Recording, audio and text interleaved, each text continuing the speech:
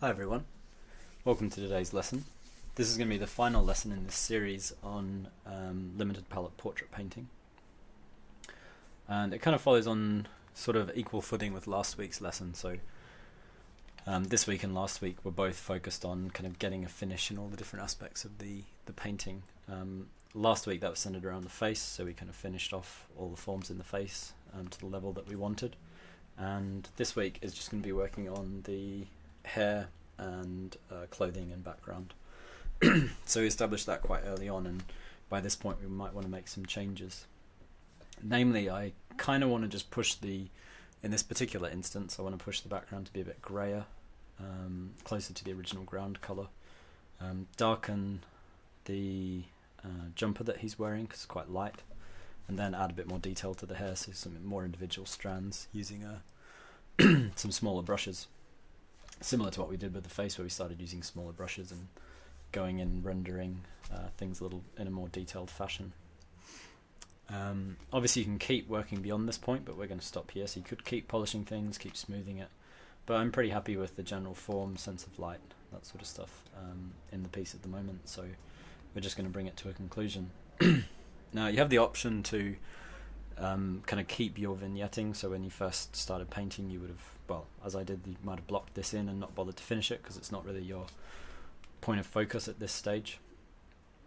So you could choose to keep it like this, or you could fill it in and make it a full picture. You could fill the background in. What I'm going to do is make the background grayer and darker because I want to exaggerate the kind of glow on the left hand side of this face. So I'm just generally going to make the background kind of a dark grey, and then make the jumper a bit darker again. Just so the face really kind of glows out of the image, and we'll see how that changes, how it looks. The first thing I'm going to do is oil in. So if you remember last week I spoke a little bit about needing to oil in your painting as you work. So as you work on it, it will dry, and as it dries things will start to lighten. So once we oil in this jumper it's going to go a bit darker, and parts of the beard and hair as well. So I'm not going to do anything to the face because the paint is still a little bit wet on the face, but I can do it all over this jumper because we haven't touched this jumper for quite some time.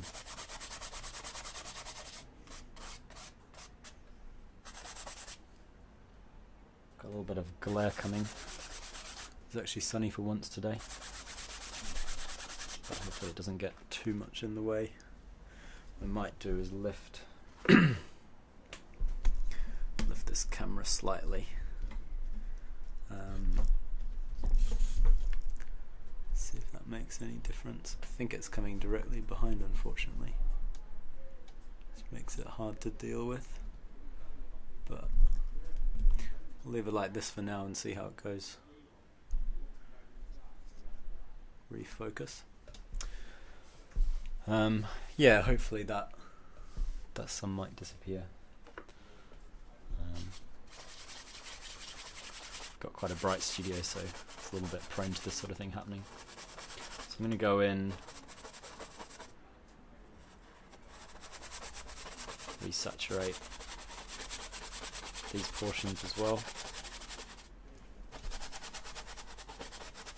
So you can see what a difference it makes just going over those notes of dark in the hair. Really shifted their value a lot. It doesn't affect as I've mentioned before, it doesn't really affect the light values as much as it affects the dark values. So the darker a value is, the more prone it is to sinking in and requiring resaturation like this. Also, you don't want to overdo it each time you do it, because if you end up with too much oil all over the image, it can take on too much oil, and then subsequent layers will kind of slip around. They won't be able to stick, which isn't something that you want to happen. So yeah, just try to keep it minimal. Just do what's required. You will need to oil in. It's not really possible to avoid it. You can wipe it back after you've oiled in. Is an option. Not necessarily actually with your hands, because that probably won't wipe that much off. But if you take a piece of kitchen towel or something like that, or a sponge, you can absorb some back. So I'm going to work first on the background and the jumper, and then I'm going to go and work into the head. So for the background jumper, I'm going to be using mostly these two brushes. They're kind of about 3/4 of an inch and I don't know, 1/3 or 1/4 of an inch brush, because you're just blocking things in quite loosely and broadly. And I'm going to mix a much darker grey than what we've got there at the moment. Something like this is good. So that's going to be my lightest background colour, and you'll see as I paint it in,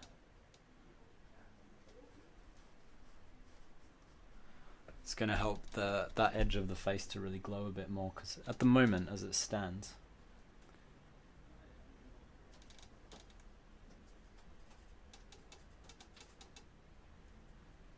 the edge of the face isn't enormously different, or the value of the background isn't hugely different from a lot of the values in the face.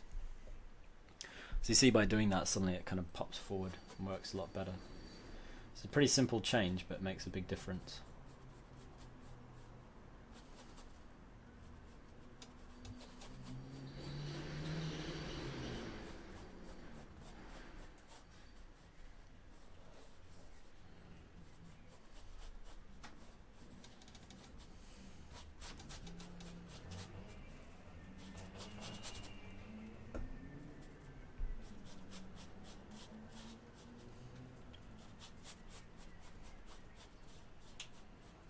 So I'm just going to loosely paint the rest of the background in, start to darken that as well.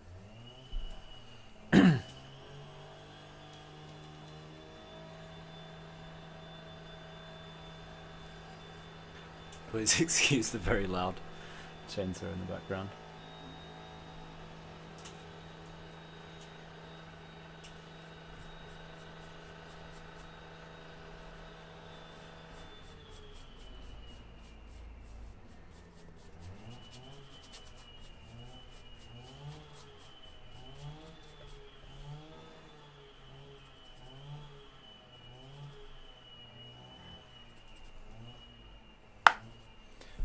Just mixing up a bit more paint. When you're working on something like the background elements, you're gonna just naturally end up using more paint, because you're covering more surface of the painting. But you need an impasto on, so it doesn't need to be painted in a thick manner. You can paint it kind of loose, thinly, and you can use a bit of medium as well.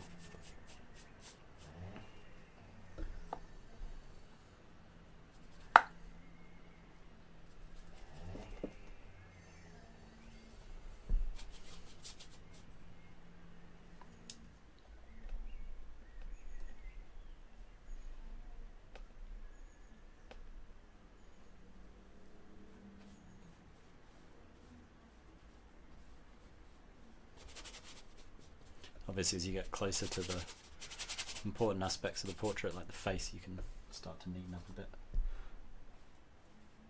And I like to use a softer brush like this if I'm trying to do an edge. If you use it angled sideways, so if I was to do a brush stroke like this, it's a bit broader and a bit less easy to control. If you're trying to do a controlled brush stroke, you can angle it sideways and use it a bit more like a pencil, but you still want to hold it quite far back. So as I'm doing those brush strokes, I'm holding the brush quite far back. Always try to do that when you're painting, even if it seems a bit difficult when you first start. Even when you're drawing, actually. Hold as far back as you can on the drawing implement. Try to avoid scrubbing too much. I was starting to scrub a little bit there. If you start needing to scrub, just get more paint. It doesn't usually look that nice scrubbing. Can be used for effect, or for certain types of textures. But don't do it because you're running out of paint, like you're painting a wall or something. If you're trying to have more economy with your paint, just mix in more medium within reason.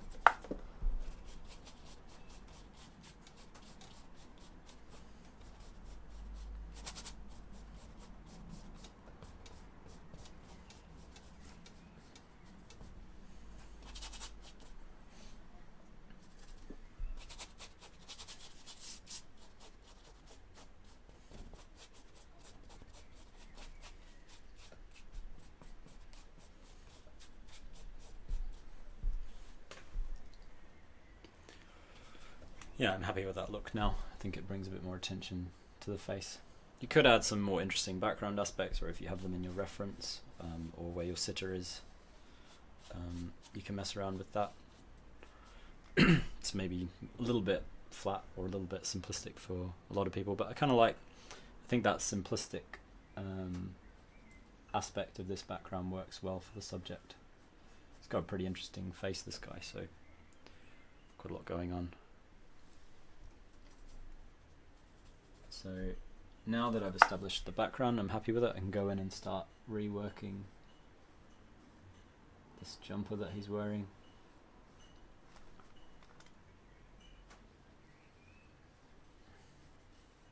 So what I'm painting in now is actually the highlight color.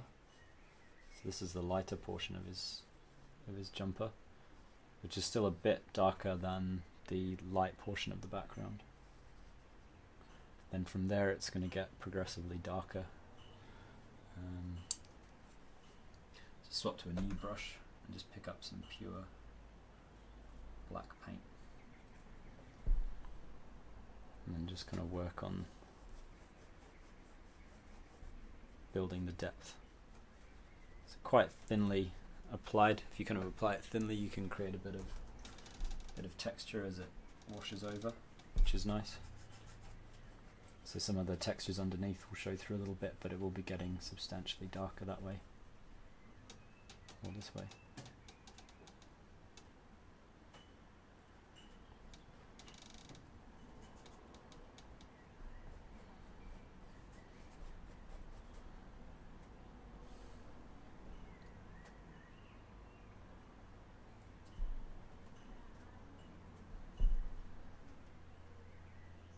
So again, I'm using the back, or the kind of flat edge of this brush for these sections here.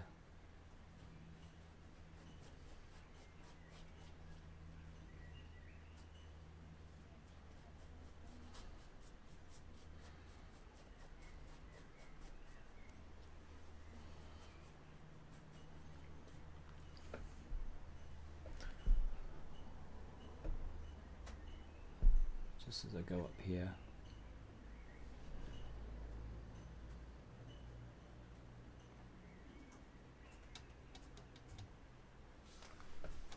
Yeah, it's pretty good.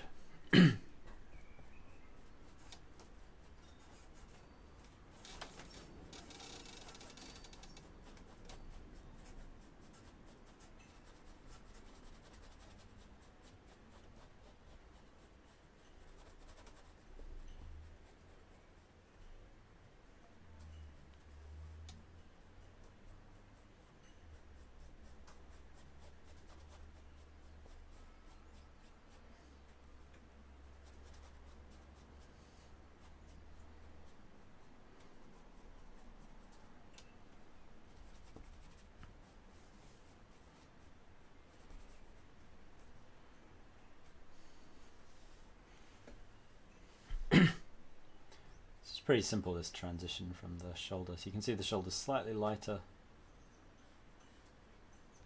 than as it kind of turns down into the rest of the jumper. Just going to build up, deepen the blacks a little bit just under here. It's kind of shadow cast by the head, which makes it a bit darker than the rest of the jumper. So the jumper is generally darker than the surrounds, and then a little bit darker again in these sections here.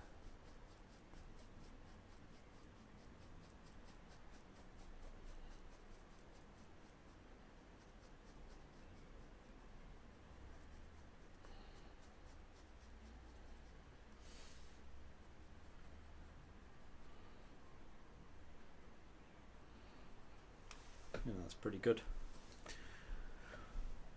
One thing I might add in, if I get one of my small brushes, so I've got a couple of tiny brushes as well. There is a kind of, as a detail, there's an edge to this collar. It's kind of like a ruff, because it's a knitted jumper. There are like kind of slightly ragged edges, which as a little detail could be quite nice, I think. So Just gonna try all that out. Yeah, it looks quite nice.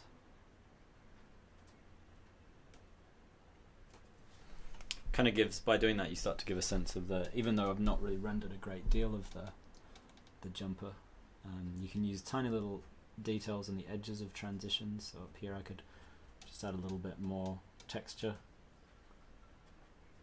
to give a sense of a kind of knitted texture.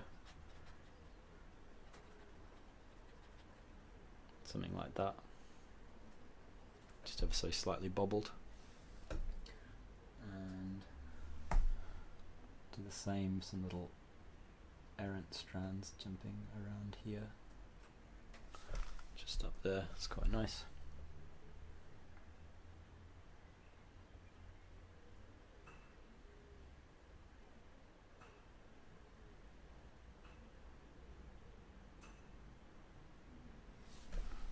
Yeah, that looks pretty good. So that pretty much does it for the background. I am going to leave the vignette down the bottom. So even though I got rid of it up top, I kind of like it down the bottom. I think it was a little bit too much initially, or too much to just have it up the top. So what I'm going to do now is swap to these smaller brushes and start building a little bit more detail in the hair. So I can mix some black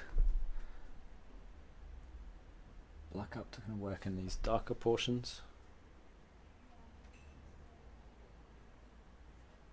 So I don't want to get too focused on strands of hair necessarily, but I'm going to be using a slightly finer brush.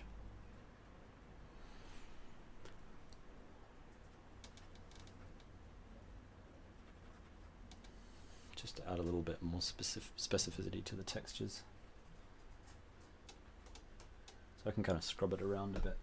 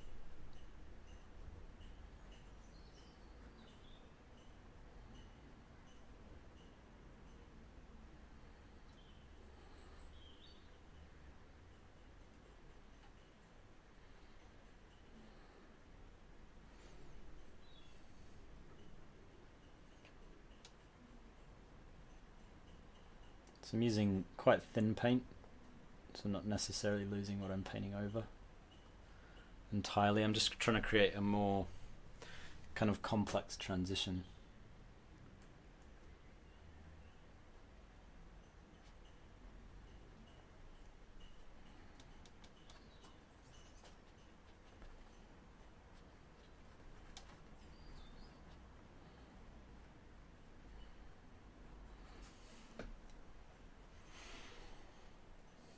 I'm just using a single color, so it's still just that black mixed with cadmium red. Still using, didn't mention at the beginning of the video, but hopefully by this stage you guys are definitely using the limited palette. So just using cadmium red, ivory black, yellow ochre, and titanium white. So this color I'm using at the moment is just cad red mixed with a little ivory black. The other thing is, because I'm painting it quite thinly, it's glazing. So a glaze is when you paint, you kind of spread paint thinly, darker paint over a lighter underlayer. So in this case, pretty much everything I'm doing is glazing because it's a very dark color I've mixed up. And when you glaze, it enhances the warmness. So even though ivory black is quite a cool pigment inherently, if you glaze it, it goes darker. So we're using the nature of glazing to kind of assist us to make this look warmer, this hair, because it's quite kind of reddish, quite warm hair.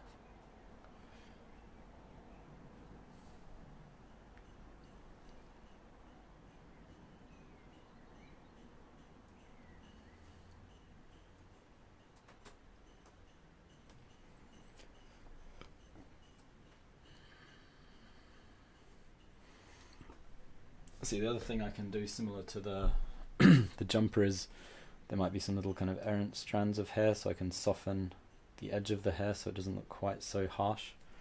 Changes the sense of the texture of the hair compared to the skin, which obviously isn't going to have many or any soft edges.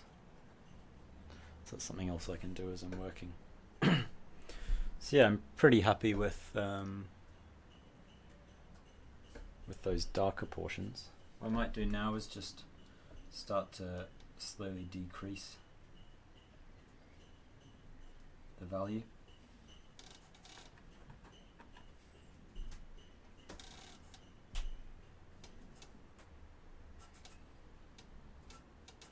So I'm going to mix a little bit of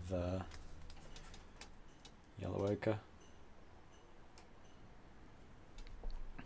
and start to add some strands of kind of intermediate values. So not going for the very brightest values just yet. That'll be last as we work. A few more down here, some lighter bits. So you can just be a bit more subtle at this stage, just like we were with the face.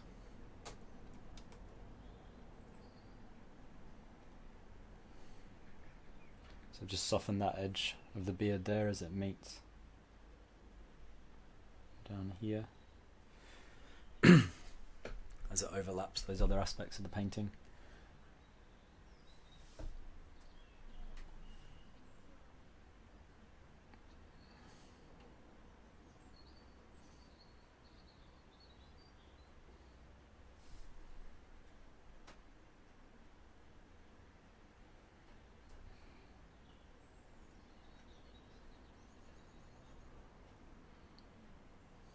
So I'm just observing from my reference what's going on as accurately as possible. Just trying to capture that with my brushwork. But you can see I don't need to shift very much from what's there.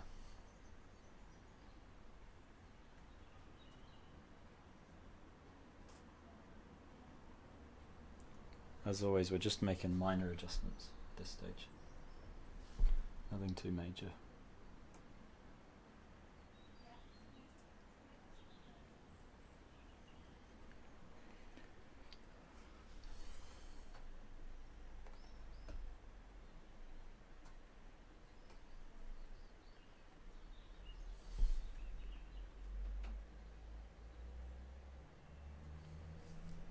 There's a little bit of a shadow that's cast down on the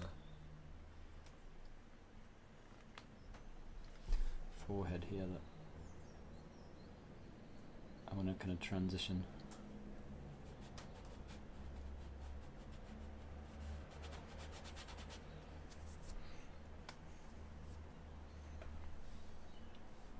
It's gone a little bit too high chroma.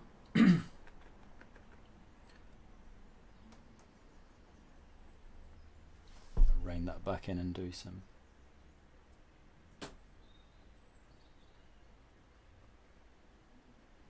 softer brush strokes.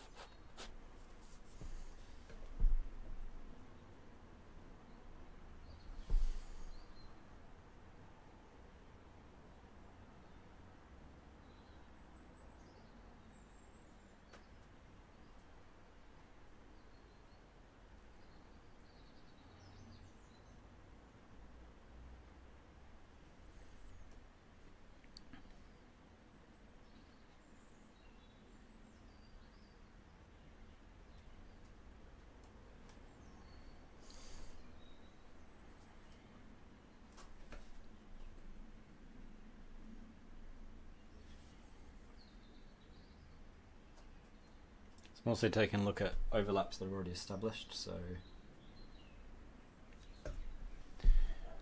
the overlap of this forehead, it kind of projects beyond the hair behind.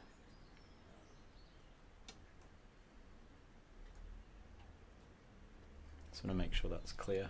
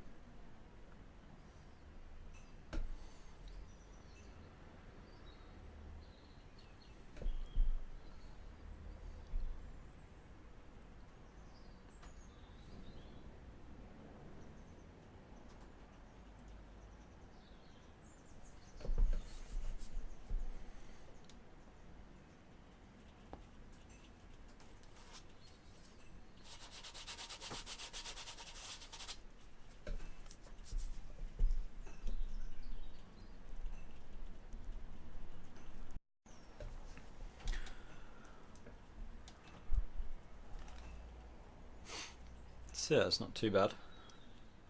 And the final thing I'm going to do, now that I'm happy with those darker sections of the beard and hair, I'm going to clean my brushes and I'm going to put the highlights in, so that'll really bring out the intensity of those parts of the piece. But need to clean my brush as well because they'll otherwise be tinted by any black, so the mixture I'm doing for these highlights to keep it high chroma is just going to be as pure as possible, yellow ochre and white.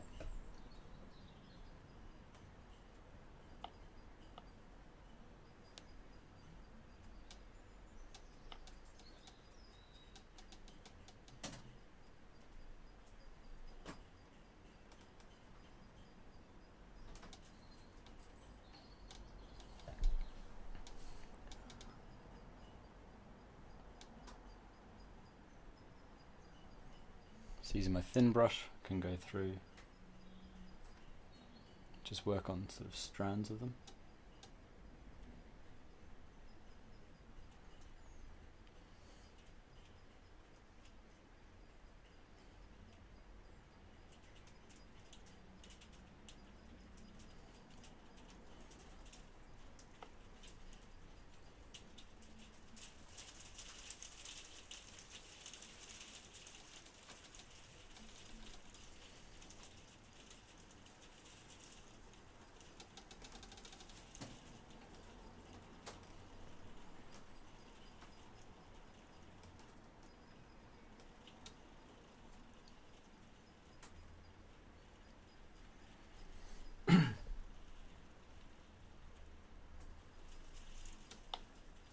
I'm going to do some highlights in the beard as well, but that's a bit more red, so I can mix a bit of cadmium red into it.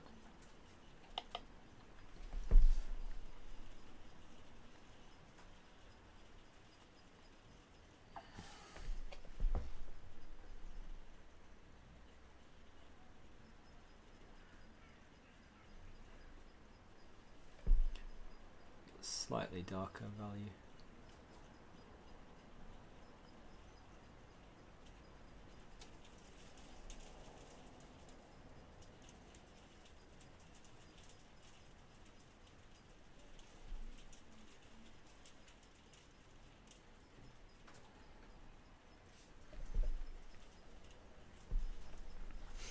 Yeah, it's not too bad. Finally, clean my brush once more. I'm just going to do some completely white highlights in the center of those highlights in the hair.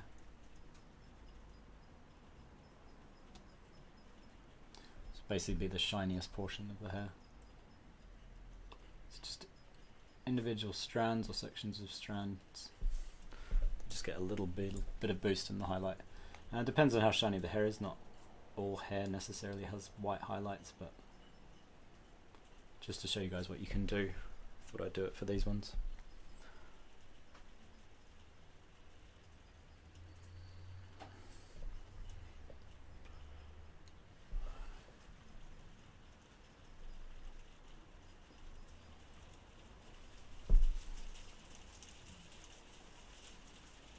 some tiny flecks of red into this beard. It was getting a little bit too yellow, just to break the colour up a bit. And I think that'll be it for this one. So you can see how simply you can paint the hair and still get it to read pretty well. You could go in and keep working on something like the hair a lot, but you see kind of different textures of hair as well, so the kind of more coiled, wirier hair in his beard compared to the wavier hair on his head. How that all relates, how I kind of adjusted the painting to have a darker background so the face comes out, that sort of thing. And generally it looks alright, so I'm pretty happy with that. That's where I'm going to leave this. As I say, this sort of piece you can always keep refining to your heart's content, really. If you spot little things or you want to make additions or changes, that sort of thing, you can always keep working back into it. So just keep working until you feel like starting something new.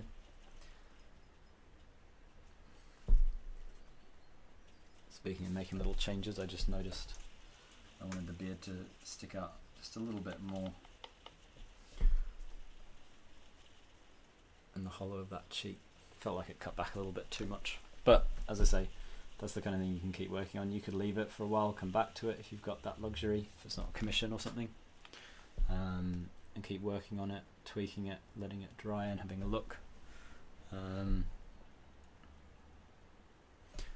yeah, hopefully that all makes sense and you guys are able to have a crack at it yourself.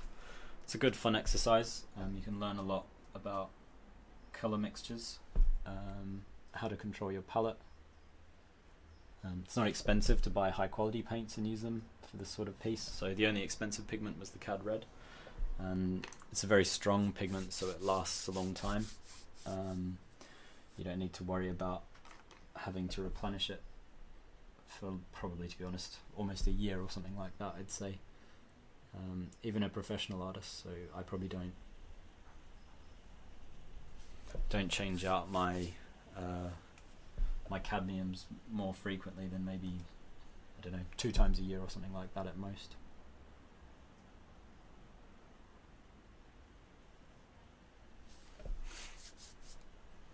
Yeah, I'll leave it at that after tweaking a little bit more. But yeah, it's a great palette to use. I'll post a link to some articles about Anders Zorn, who's the guy who's kind of famous for using this palette. Other artists have used limited palettes like this, but he's the one that always springs to mind when you think of these sorts of limited portrait palettes.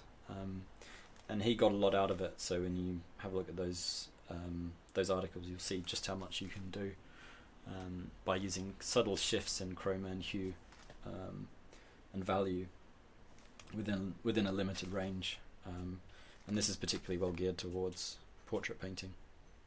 But yeah, that's it. As always, subscribe to keep up to date with new lessons.